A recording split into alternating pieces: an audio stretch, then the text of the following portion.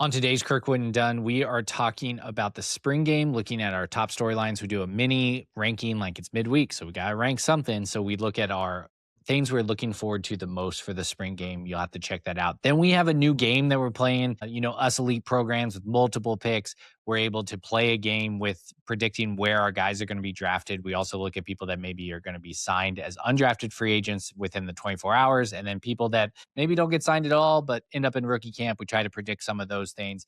So check that out.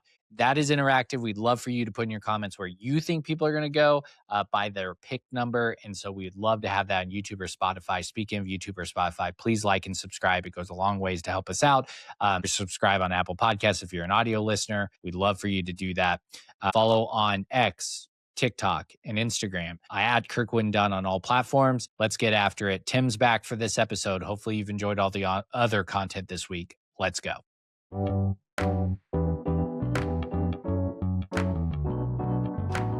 Powered by Riverside.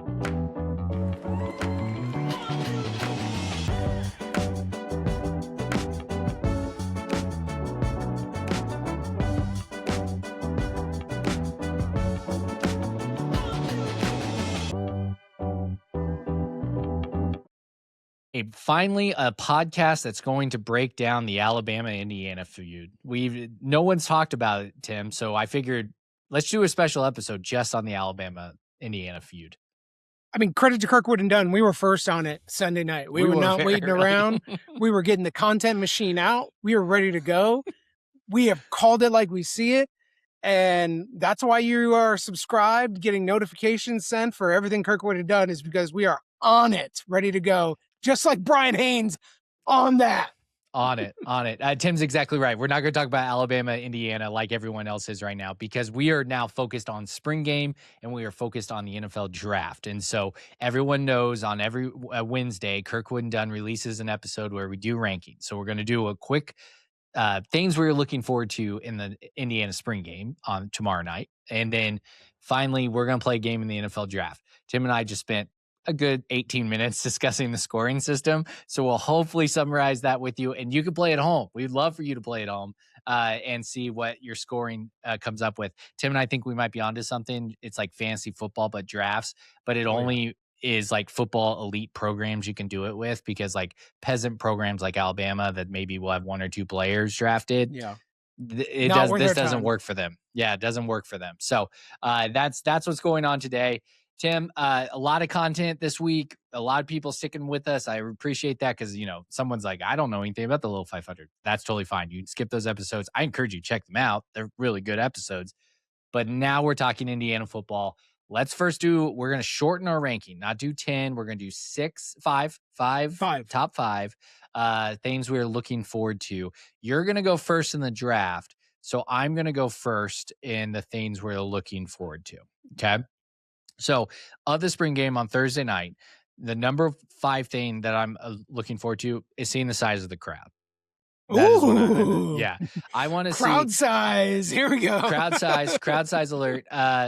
We saw some spring games. We made fun of Michigan State on Sunday night, talking about their spring game crowd. Hand up, Indiana fans. We didn't do great at the trophy ceremony. There's a lot of excuses why that was the case, but it still wasn't great. Like, could you imagine a packed Memorial Stadium when it's negative 21 degrees out? That would have been pretty epic. We didn't do that. It was pretty empty. Kudos to those that went. I didn't go. I stayed at home in Michigan in the warm. Those that went, good for you. Okay. But for the spring game, this is the first time to see the defending national champions. So yeah, it should be packed out, and it should be on Thursday night. I remember, Tim, in a Kirkwood and Dunn podcast last year, you and I were talking about the night game and the spring game, and it was a little bit of a Thursday night. People got to drive down from Indy. It's not the weekend, like all that type of stuff.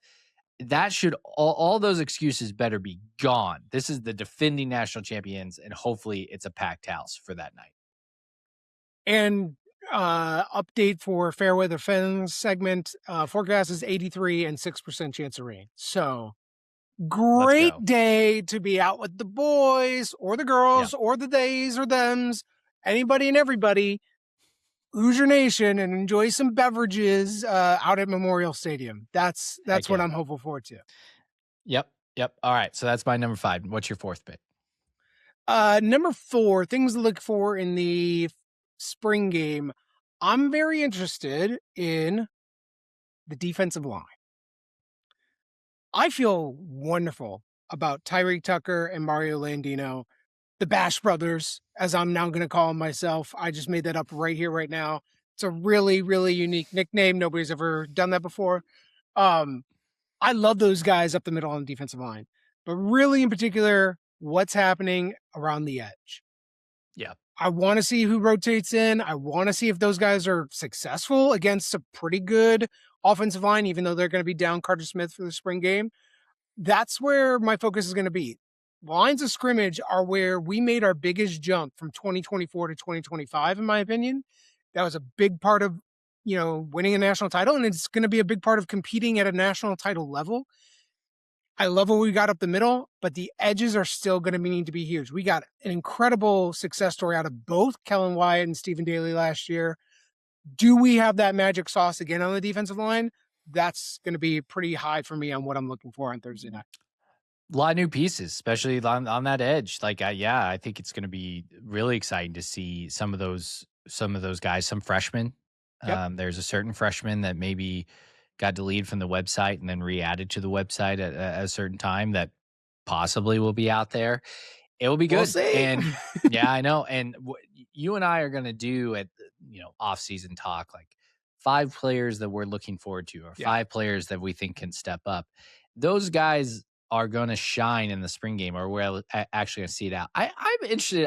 Obviously the game. I don't think the spring game was on TV last year. I didn't watch it. I don't know how hard they're going to go. I don't know if they're going to do weird scoring like we've seen at other places. But hopefully we get a look. At least we'll see guys in uniform, which is exciting with that. So to your point, defensive line. Yeah. Number 3 thing I'm looking forward to, Indiana released their spring game schedule. So it's like a series of events that are going on. And at the end, it says, it's like Big Ten Network, like all the stuff. And then at the end, it says coaching award recognition. I cannot wait to see Bryant Haines receive his Broyles Award recognition after this week with Alabama and all those fans. Our fans are going to rally so hard behind him. And I'm assuming that's who they're talking about, because I doubt Sig, who was already recognized at the trophy ceremony in January. The Broyles Award's the biggest award the coaching staff has received since this time. I'm excited to see Bryant Haines get some flowers and then the crowd behind it. I hope he's wearing like a custom like houndstooth hat that he got custom stitched with an IU logo like on top of it.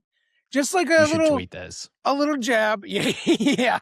Like you need to go to AI. Just a little pro tip right here.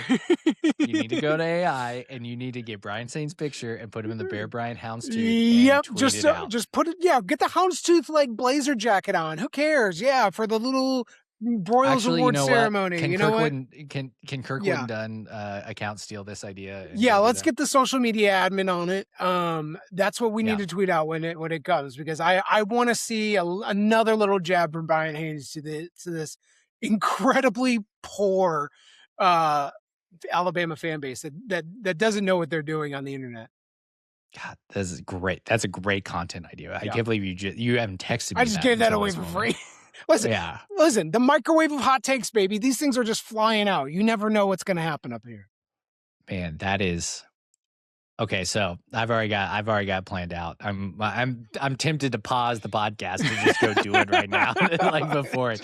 So people that are listening will see that come out. Man, that's going to do numbers. Okay, great stuff, Tim. The coaching award stuff is interesting. I think it's about him. I don't know. And the last thing I'll say with it is our fans, it doesn't matter right now. We're in a honeymoon period with this coaching staff that our coaching staff could do the Bobby Knight and poop on and wipe their own butt and say like this, and everybody be like, this is great. Like that's motivation. The rallying cry behind that is going to be fantastic. So, all right, your turn. I'm really interested in the running back room. Turbo Richard versus Kobe Martin, in my mind. There's a Lee Beebe stan crowd out there, so thank you, Lee Beebe stan crowds. Comment below, appreciate y'all. But I think it's between those two guys, and it does seem to me like their roles or skill sets, are similar. And I'm curious who is involved in, sort of like a running back screen pass, or who is involved out in a route versus being told to sort of like stick in for a block, on protection. I thought we had a pretty clear delineation in last year in Roman Hemby and Kalen Black, and that Roman Hemby was a little bit more speed. Kalen Black was a little bit more thunder. Kalen Black, we're going to talk about the draft in a minute, but like his highlight tape includes blocks and picking up blitzes, and that was like a real key strength of how we utilized him in our offensive attack. I don't know that I've got that definition yet on Turbo Richard and Kobe Martin and where their strengths lie. Maybe neither of them is those things, right? That'll be interesting. I will make note of how those guys are utilized in the spring game in different ways and put that in as a sort of little back of my ear thing to hold on to as we approach the fall camp.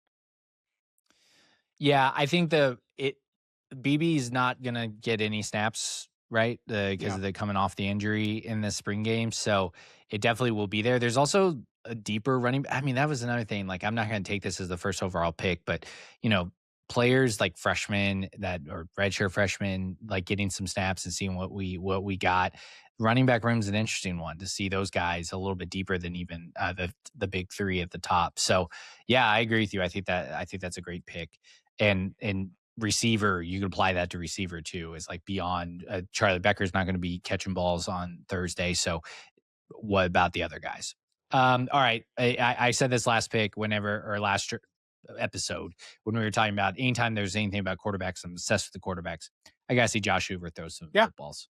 Like, should be. I think that should be. Yeah. So Josh Hoover throwing footballs every time we have a new quarterback or a potential new starter, that should be the number one thing in the spring game. Even though if he goes 2 for 8 and gets sacked twice like Bryce Underwood, we will make sure to say it's just a spring game. Like, best defense in the country. That's the only thing. So we'll not trying just to get show out ahead anything. of that. Yeah, just trying to get out ahead of that. Okay, so I think Josh Hoover, and then obviously number 2. Like, who's taking those number 2 steps? Yeah. Sig's been open about that. They've been rotating, and seeing Tyler Cherry, seeing number 15. We haven't seen a number 15 in an Indiana uniform throw a ball in 4 months. So so I'm ready to see it. So yeah, that's the other thing. What is your reaction to that pick? I think that's right. It has to be. That's the name of the game here that we're playing in terms of our roster construction and what Sig does with the quarterback position. So we have to see that. I will be keeping an eye on Tyler Cherry in particular. Maverick Geske knows how to play football, as confirmed by Kurt Cignetti in his last press conference. But I think it's probably Tyler Cherry's job to lose as the backup in my mind. We'll see. But Josh Hoover is the name of the game. We will go as far as Josh Hoover can take us, just like we were going to go as far as Fernando Mendoza would take us, or Curtis Rourke as well. We're going to need to change some things about the way that we attack and the way we balance our game plans. But Josh Hoover is going to be it. And so I'm a believer. I know that he's extremely talented, but he's a different player than Fernando. So this will be a real interesting watch for the spring game. Yeah, I think it's obviously the number one thing in any spring game that you and I agree with. No injuries. Dear God, no injuries. I think A&M had a guy that went down and they had a card out. Like, that is, knock on wood. Let's not worry about that. I think it's there. And by the way, I always got to say this. We are recording this the day before we release this. So any news comes out tomorrow, Tim and I don't talk about it. That's why. So yeah, I think that's great. I think spring games are going to be fun. You and I are not attending out of content purposes, to be honest. The NFL draft being on at the same time, good on the podcast, the media that have press passes and can go in and actually get internet at the games. But Tim and I want to be doing NFL draft stuff at the same time as the spring game. So I will be double screening it and watching from both angles. So Yeah. So everyone have fun. We're very hypocritical that I just talked about crowd size, people showing up, and then I'm like, I'm not going. But you know what? I'm here to deliver the content to you all, the listener. So that's the big thing. Any honorable mention? Quick. Oh, I mean, I have a else? ton. I was going to say we were going to do 10. So I was going to say I'm waiting on bated breath for the Manchin Sales tweet, posted up at Memorial Stadium or something else. Like, it's a huge recruiting weekend for Indiana football. Yeah, but like Moncho Sales like literally tweets about everything and sure, whatever. Listen, I'm going to be biased and I'm going to ignore any tweet he says about Alabama or Miami or any other school. And I'm just going to be lit when he's at Memorial Stadium for Little Five weekend in the spring game and watching Omar Cooper get drafted in the first round. Meanwhile, I swear to God, I hope Signetti's texting him being like, I don't see Ryan Williams in any of these mock drafts. Anyway, I just got my new Omar Cooper Browns jersey. Check it out.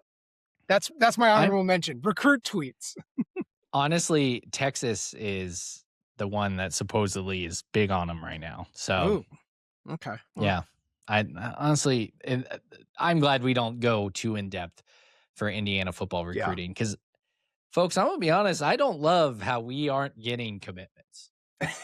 I'm just going to say it. And people are going to listen to this podcast and I'm going to get a comment that says like, in Sig we trust that this coach, and you're right, this coaching staff earns the benefit of the doubt.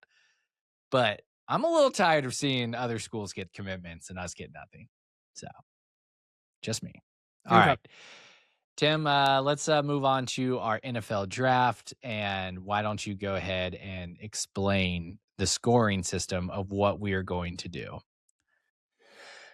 It's very complicated for the listeners, so I think you just need to trust that we're logging these picks and then we're going to put out a final score tally. But the gist of it is we're each going to pick a player, and once one of us has picked a player, he's not eligible for the other guy's set of players that he's picked. And we're going to try to pick where that person is going to get drafted or not drafted. If they don't go drafted, we're going to put a 24-hour rule on them announcing a signing with a team. If they sign a month from now, they're in our Kirkwood and Dunn scoring system as unsigned.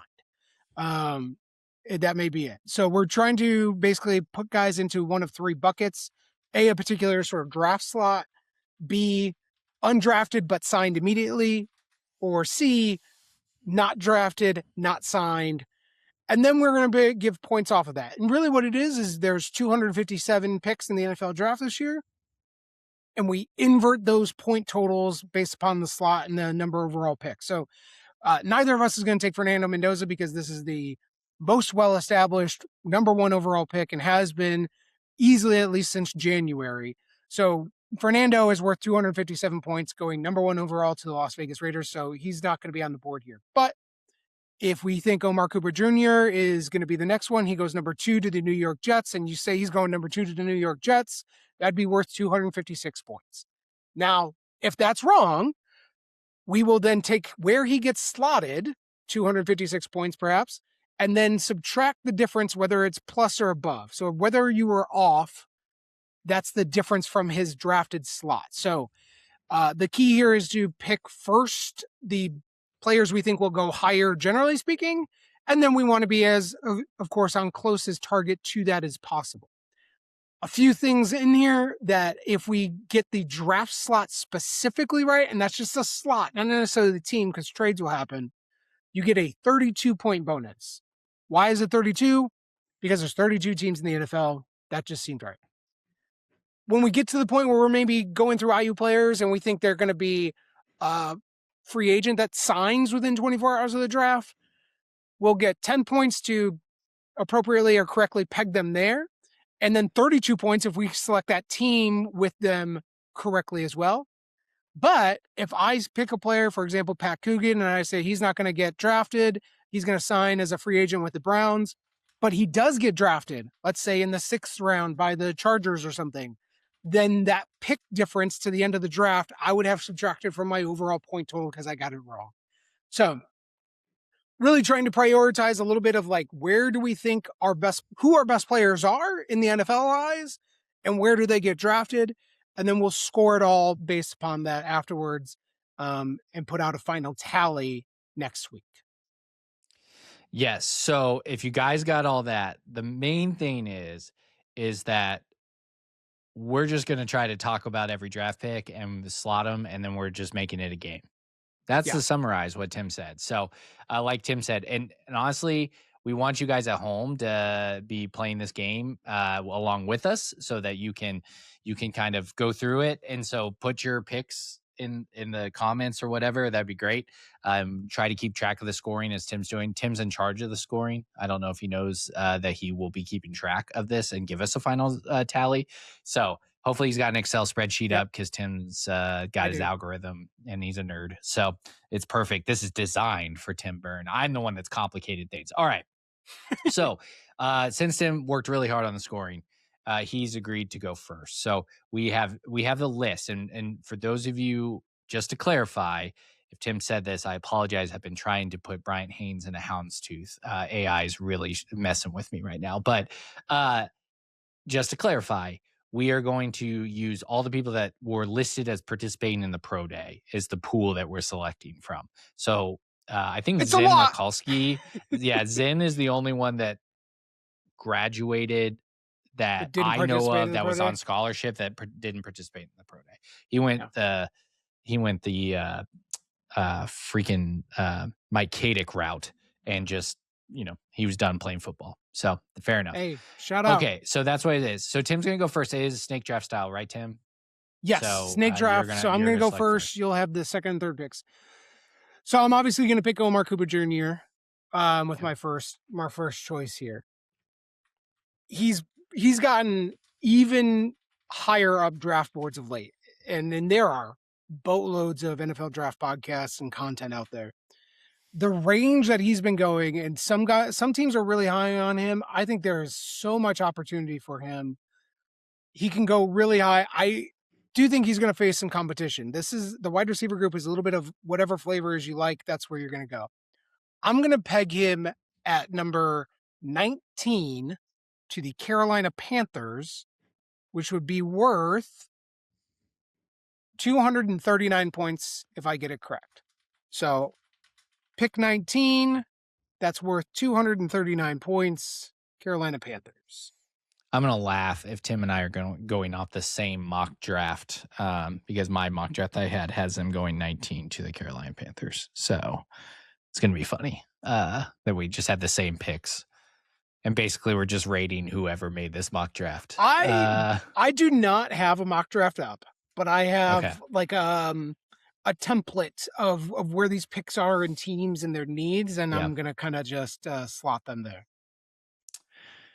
All right. So my pick here is D'Angelo Pons. I'm going to have D'Angelo Pons going in the second round, pick 40 overall to the Kansas City Chiefs is how it would lay out right now. You talk about a team that needs draft picks. I know this personally, or it needs defensive backs. The mock draft I'm looking at has the Chiefs taking a receiver here, Jeremy Bernard, but we know Alabama players aren't very good, so hopefully they take a cornerback. And that guy's D'Angelo Pons. So that's the second round. I know a lot of Indiana fans are rooting for him to go in the first round. Would love to see it, but I think he's going to be a second round. Okay. Third round for me. Let me see. It's going to be Elijah Surratt. Okay. And I'm going to have Elijah Surratt going to, in the third round, and I go on their podcast to talk about Elijah Surratt, so I'm biased, but the Atlanta Falcons will take Elijah Surratt at pick 79. Wow. Pick 79. I think there's a certain team out there that's looking for a guy like Elijah Surratt. I think he's got an incredible floor on him. I don't know how big his ceiling is compared to like Omar Cooper Jr., but I think Elijah Surratt, I think a team's in love with Elijah Surratt. I think that he's going to go pretty high.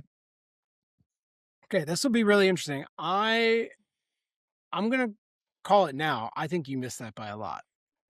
Okay. We'll see. I don't.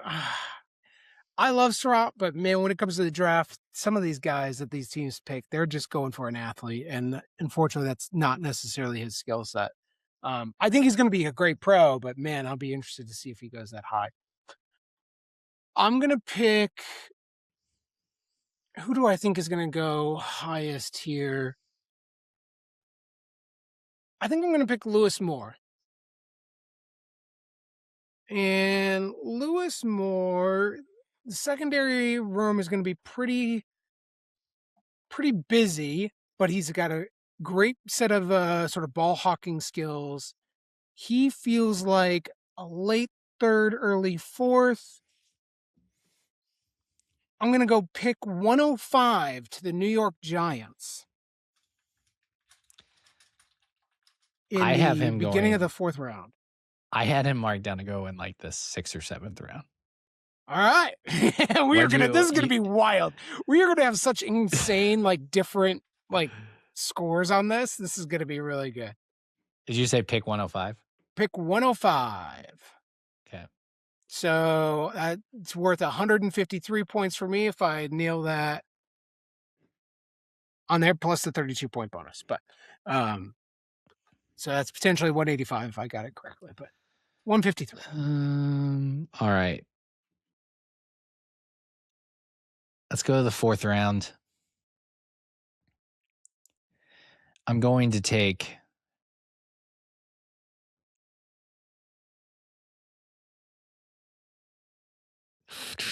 I'm still here for those don't want to go too quiet on the podcast. Yeah. Your car audio didn't skip. You're still Bluetooth connected.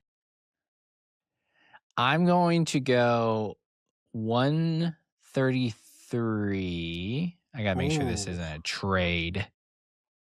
Like, I don't know what the asterisk means on here. I think, do you have which pick is what? 130, it's a comp pick. So that's the very first comp pick in the 4th round. Yeah. Yep. It's the San Francisco 49ers. Is I'm an Aiden. Wait, it's your pick. Shoot. Oh, yep. Yeah, snake draft. Man, I'm just Talk imagining about tipping a pick. The most. That's well done. That's fine. You can have him. Yes, I'm like, man, we should have not been going back and forth like that. I'm gonna pick. I'm gonna pick Kalen Black. Okay. Kalen Black, updating my spreadsheet of notes. Kalen is not going to be exciting, but there will be a special teams coach in particular that is going, great, I'm going to use him on punt kickoff, kickoff coverage, kickoff. There's an offensive coordinator and a running backs coach that's going, hey, if he's our 4th running back, we have to put him in there. I'm not worried about him getting steamrolled by Patrick Queen or something on a blitz pickup. And that's what you're hoping for, right? I've got him going 5th round, pick 164 to the Jacksonville Jaguars. They need to replace, what was his name? Tank. ETN. Tank. Tank Bigsby. I know Tank that. Bigsby. Tank Bigsby. Yeah. Pick 164 is worth 94 points. Tank Bigsby is a great comp for Kalen Black, by the way. Oh, yeah. Mm-hmm. All right. Now it's your turn. Okay, so Aiden Fisher, where are we going? Aiden Fisher, pick 133, this San Francisco 49ers for Aiden. I think he's just going to go to a team that values very cerebral linebackers. Let's see. My next one would be Pat Coogan. Where do I think the Coug's going to go?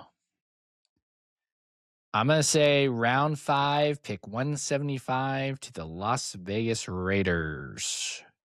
Reunite him with his boy Fernando. 175, 5th round. So that would be worth potentially 83 points just for the slot, not including the team bonus. So very interesting that, let's say, as we sort of review where we're at. Omar Cooper at 19, you've got Pons at 40, Surratt at 79. And then I jump ahead very high on Lewis Moore. And then you've got Aiden Fisher, Lewis Moore at 105, Aiden Fisher 133. I've got Kalen Black 164, Paku and 175. Okay. Yeah. And so the rounds, I mean, I think it's probably more important to say the rounds there for people just wondering where we've got. I mean, Coogan's in the 5th round for me. So just clarify that when we're taking it. Yeah. And I think there's a real difference in the NFL draft between guys that go in rounds 1, 2, or 3 versus rounds 4, 5, 6, or 7, and especially like 5, 6, or 7. 5, 6, 4, or 5, 7. 6, Yeah, it's it can get real wild. It is a crapshoot. And honestly, folks, like a lot of this, when we get down to this, I don't know how many more Tim's going to think is going to get drafted, but it's going to be a lot of, I'll draft this guy in the 7th round, so I get him instead of competing against the other 31 teams for his services, where I think there's some guys on Indiana's roster that might get that. And for them, I hope they don't get drafted. Like, you don't want to be drafted in the 7th round if you are a NFL. It's cool to be drafted, but a prospect. All right, let's see. I'm gonna go with Roman Hemby. I have Kalen Black going 164 to Jacksonville in the 5th round. I think Hemby goes a little bit later. And I'm going to go pick 204 in the 6th round to the LA Chargers. Pick he does 204. Seem like a LA guy. I like that. Well, the Chargers can't keep a running back to save their lives. So it feels like, screw it, let's take a guy and see how he does, and just add some more depth to that room. So pick 204. That gives me a potential win there of 54 points. All right. Your pick. You're going to go Riley Nowakowski. That's who I was thinking about. You should take him. I honestly thought you were going to take him. I was literally saying Riley Nowakowski because of the draft projections, because we're at 8 right now. Yeah. Riley Nowakowski is listed as that 9th. Like, you would shock me if you took another guy to be drafted on this board. I will probably do that. What I did here too, so for our listeners too, right now I've summed up all of the potential points, right? Because this is like something about, you've got a potential point possible total of 605. I'm at 540. But if Aiden Fisher goes a lot later, right. This will be really interesting. Man, it probably is Riley Nowakowski that would be the most likely to get drafted. Question though. Nope, I know who we missed. We missed somebody. Yep. I'm gonna go my guy, EJ Williams, who crushed the pro day. But EJ's problem is that he's old. Now he's not old like ST McGee and TB Hoosiers, but he is old in terms of athlete. And there's a lot of evidence out there that if guys don't have breakout seasons by the time they're 21-ish, 20, then they're probably not going to be very good. But EJ seemed very, very, he's had some injury history, whatever else, but I think is still very talented. He was a highly rated recruit, so I bet he does get drafted. I'm going to slot him in. Let's go first pick of the 7th round, pick 217 to the Arizona Cardinals right now. I personally have not seen EJ on any draft boards, which is why I'm surprised you're taking him. I mean, listen, I'm putting him as the first pick of the 7th round. This is Yeah. I'm not exactly glowing about EJ Williams, but this is a league that will utilize their 4th and 5th wide receiver spots to find cheap value. And a guy on a rookie contract who's played 4 years of college ball, who is tested right now as a pretty good athlete, is probably better than a lot of other swings you're going to take at the 7th round, potentially. So I could see him getting a late round pick instead of going undrafted. All right. My next pick is going to be Riley Nowakowski, but I'm realizing that the 49ers do not have a 6th or 7th round pick. It would be an almost shoe-in for him to go in the 6th or 7th round of the 49ers. So I'm going to go to the next closest thing out of the Kyle Shanahan tree. Different side of the ball, but still probably the same concepts. I'm going to take 225, Tennessee Titans. Riley Nowakowski. Okay.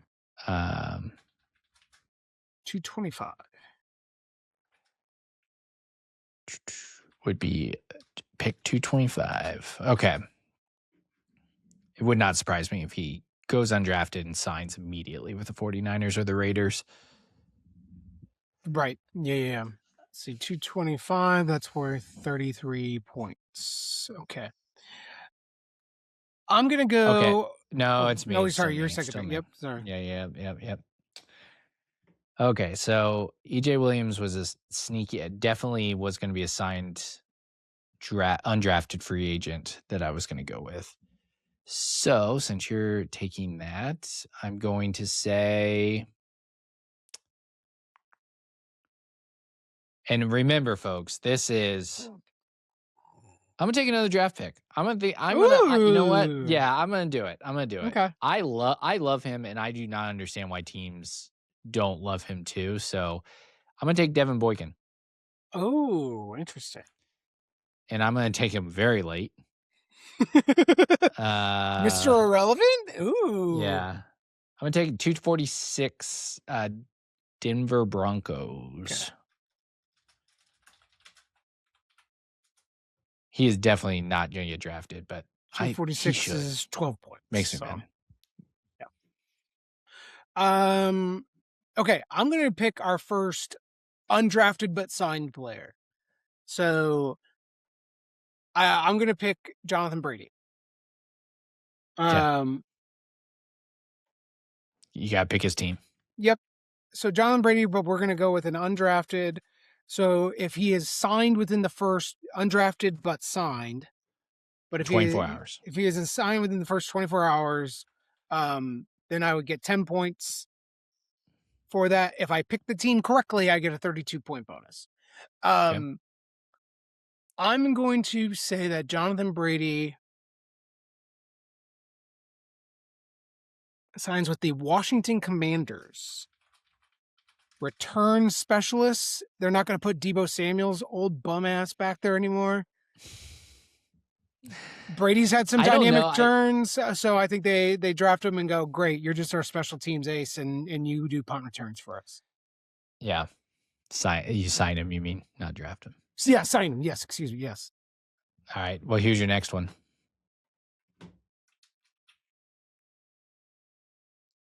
See, the most important thing here is to get this right. Big time strategy guy here. Yeah. I feel extremely confident that Mitch McCarthy will be undrafted and unsigned within 24 hours. See, I was wondering if you were going to go this route. Like, my first two picks are going to be two guys that I don't think are going to be signed. Yeah. I feel very confident that Jonathan Brady is going to get signed.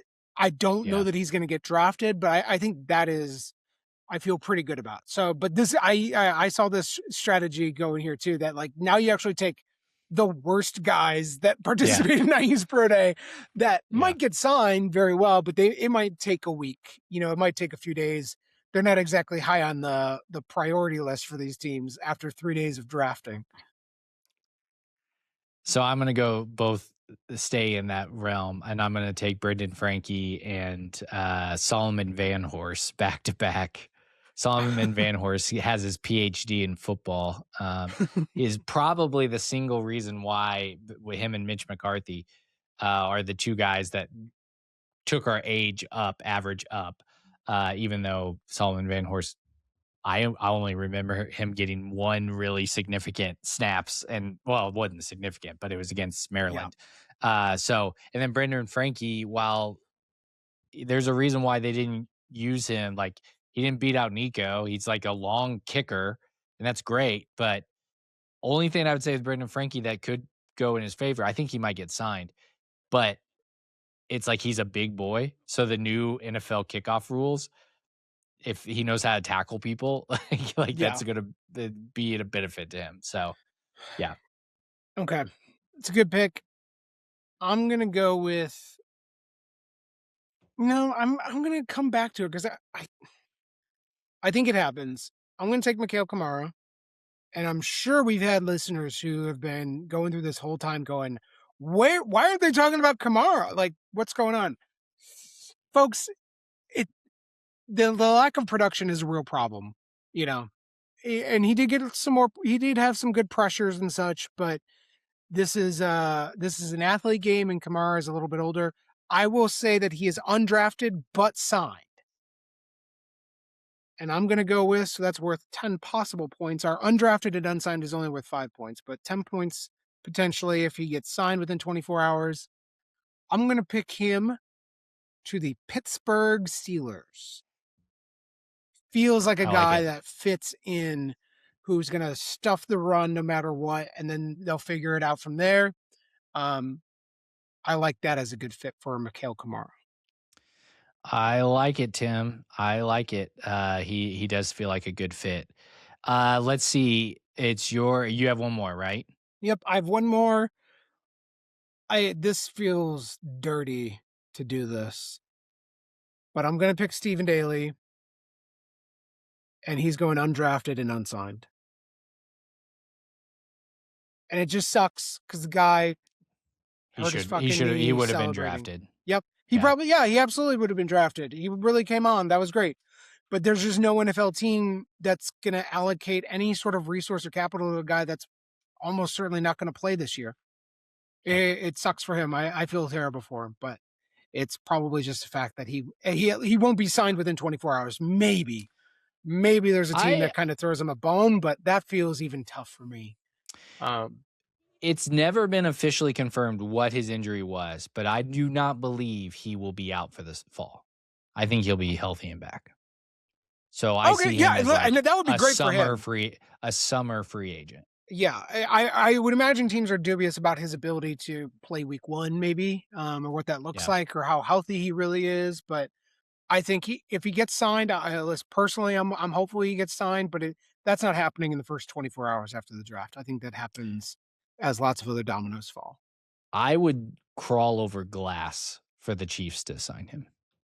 I can just take a flyer on him. Our defensive line is terrible in the Chiefs, so would love Stephen Daly to come in. Okay, I'm going to let's keep with the theme of guys that will not be signed in the first 24 hours. Mark Langston, our long snapper. Go on our YouTube page right now and check out our one highlight series. Mark Langston has a highlight, him recovering the ball or touching the ball down. And then I'm going to take, these other guys, there's potential they are signed. Yeah. There's some iffy ones here because there's like size. Like I'm going to take Khalil Benson. And the reason why I'm going to take Khalil Benson is because are you taking him as signed or unsigned? Signed. Oh, I got to pick a team. Yeah. But guys like that, I'm going to take the Cincinnati Bengals. Okay.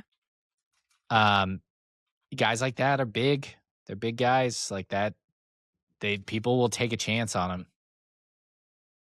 Doesn't hurt anything to sign him and bring him into camp. Yeah, it really doesn't. But it's in the 24 hours. That's the interesting thing. Like we're talking about. But this is the thing. The NFL, any sort of media member will tell you, offensive lineman, man, they will just give me a guy. Let's see if we can work on it. You know. Yep. Like by the good Lord only made so many guys who are 6'5", 320. Like that's just a pure fact. So I could see a team still being like, I don't know. All right, he played major college football. Like, bring him in here and let's hit the pads. Exactly. I'm gonna go Kellen Wyatt. Okay. Another guy with size. Great start to the year. Unsigned? And I'm gonna pick his status here as undrafted and unsigned in the first 24 hours. Would you agree so far? Yeah. That there's probably only one player that we've selected that will not be in a rookie minicamp. Maybe two, with Mark Langston is the other one. Solomon Van Horst and Mark Langston. Yeah, I think rookie minicamps is everybody gets a candy cane to come on in. So I do think most of these guys will be at a rookie minicamp. How long they'll be around after that, I think, is up for debate. We'll see. So I'll take Kellen Wyatt as undrafted, unsigned. And I'll also take Holden Stays as undrafted and unsigned. See, I think someone's going to take a chance on him because it's just his athleticism. I mean, it's why we thought he was going to be a better, more impactful player than Riley Nowakowski. Yeah. So now watch right. Holden Stays goes in the 6th round, and then I'm like losing 100 points off of that, like last pick. I'm going to take Dominic Ratcliffe because it's the last overall pick, and I think he is going to be a signed undrafted free agent, and I think he is. I'm willing this to happen. I'm selecting Kansas City Chiefs. I'm trying to will them to take some defensive linemen. Like, dear God, please. So I did hear a mock draft that had, or somebody put Omar Cooper Jr. to the Chiefs at 9. They were going crazy, but they were like, Omar Cooper was my guy that I think is really good. The Chiefs in this mock draft, they don't get, some of these other pieces, and they can't get the wide receiver position right. Tate's off the board. Tyson's off the board. They go Omar Cooper Jr., and I was like, oh boy, if that happens so fast, Trent will have a custom jersey ordered and be sent to Ann Arbor, Michigan. Yeah, not even going to wait for the official ones to drop. You're just getting a custom order right then and there. You mean I can actually get a team that Omar Cooper is on his jersey? Like, that's insane. Like, that's a novel concept. Yeah, because it's not happening at Indiana. No. So, well, Tim, let's review. Let's make sure our notes match up. Yep. Tim has Omar Cooper Jr. at pick 19, Lewis Moore at pick 105, Kalen Black at pick 164, Roman Himby at pick 204, EJ Williams Jr. at pick 217, Jonathan Brady signed to Washington Commanders, Mitch McCarthy unsigned, Mikael Kamara unsigned, Stephen Daly unsigned. Nope. Mikael Kamara is signed to the Pittsburgh Steelers. Okay, I apologize about that. Okay. That's why we're going over this for everybody. Yep. Okay, Stephen Daly unsigned, Kellen Wyatt unsigned, Holden Stays unsigned. Yes. And just for anyone who's listening to this, maybe catching at the end, I don't know why you'd be catching it at the end, but the unsigned within 24 hours does not mean that we don't think they will get a look at a pro team. For Trent, D'Angelo Pons, pick 40, Elijah Surratt, pick 79, Aiden Fisher, pick 133, Pat Coogan, pick 175, Riley Nowakowski, pick 225, and Devin Boykin, pick 246. Solomon Van Horst, Brendan Frankie, Mark Langston, all unsigned, Khalil Benson, Cincinnati Bengals, and Dominic Ratcliffe, Kansas City Chiefs. So, I'm feeling pretty good. I'm excited for you to do all this math calculation. Do we want to put a wager on our points here? Oh yeah. Well, I don't think we're legally allowed. Yeah. What were you gonna say? Loser pick what? Well, we're gonna get some food here. I think soon you're gonna be coming through town, so I think loser picks up the bill. Well, someone for the special someone in your life for the first time, so it'd be really courteous and a big baller move if you picked up the bill. But let's also point out from a logistical standpoint, we said 24 hours. Oh shoot! So, like, yeah, no, we're not even gonna be we're done. having Never mind. breakfast No, before that 24 hours. never mind. No, we're gonna have. Yeah, we're gonna see each other before the draft is even over with. All Okay, right, we'll figure it out. First round of drinks for probably the North Texas game when we're Yeah. watching it next year. Sound good? That sounds Okay. good. So that's our NFL picks. Like I said during that draft, drop in. We want to know who you have for the scoring system. We'd make actually all you pick, and Tim will add up all those scores this weekend. That's what he will do. Not really. I won't do that. But YouTube, Spotify. Follow us on TikTok, Instagram, X. We're not going to the game, the spring game, so that we can interact with you during the game. So hopefully you have a good time on Thursday night, Friday night, Saturday. As always, watch the Little 500. And then, of course, we've been promoting it all week. Sunday will be our Traditions Draft at 3 p.m. It'll be live premiere. Hopefully Tim has time. I know I will be in the chat, live chat, reacting to our picks with you. Hopefully you like that. Tim actually wasn't in the draft, so a lot of it's going to be new to him if he does have a chance to come in to the live chat. So enjoy that. Got a lot of content coming your way.